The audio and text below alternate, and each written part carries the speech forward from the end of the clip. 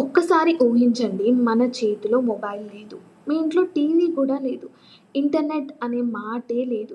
కానీ వేల కిలోమీటర్లో జరుగుతున్న ఒక భయంకరమైన యుద్ధాన్ని మీరు లైవ్‌లో చూస్తున్నారు.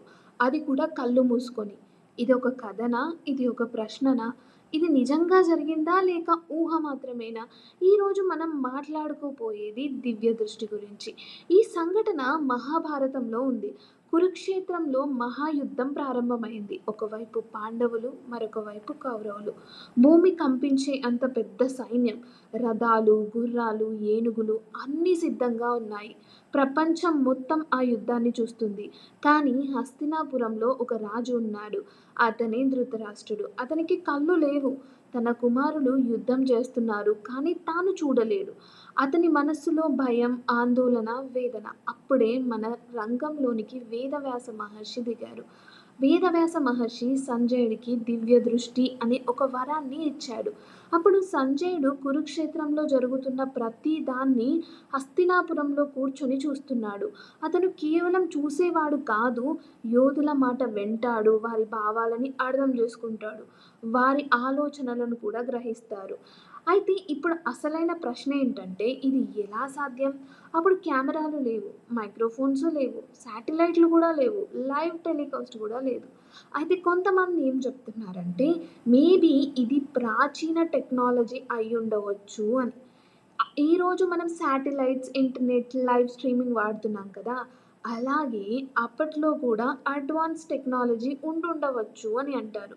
క్వాంటమ్ ఫిజిక్స్‌లో ఒక కాన్సెప్ట్ ఉంటది. దాన్ని క్వాంటమ్ ఎన్‌లైట్‌మెంట్ అంటారు. అంటే ఏంటంటే 2 కణాలు ఎంత దూరంలో ఉన్నా ఒకదానితో ఒకటి కనెక్ట్ అయ్యి ఉంటాయి. ఒక దాంట్లో మార్పు జరిగితే మరొక దాంట్లో వెంటనే ప్రభావం చూపిస్తుంది. మన ఆల్బర్ట్ ఐన్‌స్టీన్ దీన్ని స్పోకీ యాక్షన్ ఎట్ డిస్టెన్స్ అని చెప్పిర్రు. ఒకవేళ వ్యాసుడు సంజయుడి మెదడుని కురుక్షేత్రంలోకి కనెక్ట్ చేసుంటే, అది ఒక ఏన్షియంట్ క్వాంటమ్ నెట్వర్క్ లాంటిదన్నమాట. కానీ కొంతమంది యోగులు ఏం చెప్తున్నారంటే, ఇదేం టెక్నాలజీ గాదు, యోగా గాదు. మనస్సు స్థిరంగా మారుతుంది, శక్తి పెరుగుతుంది, చైతన్యం కూడా విస్తరిస్తుంది. అది కేవలం యోగా వల్లనే.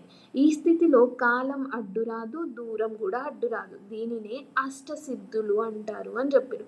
అంటే వ్యాసుడు తన శక్తిని సంజయునికి ఇచ్చి ఉండవచ్చు అని చెప్పి. ఒకసారి ఆలోచించండి, సంజయుడు లేకపోతే మనకు భగవద్గీత దొరికేదా? లేదా? కృష్ణ, అర్జునులకి ఇచ్చిన జ్ఞానం ప్రపంచానికి చేరేదా? అది చేరింది ఓన్లీ సంజయుడి వల్లనే అని అంటారా? అయితే నాదొక ప్రశ్న ఏంటంటే, దివ్య దృష్టి అనేది టెక్నాలజీయా? లేదా యోగా శక్తినా? లేకపోతే ఇంకా మనం అర్థం చేసుకోలేని ఒక సైన్సా?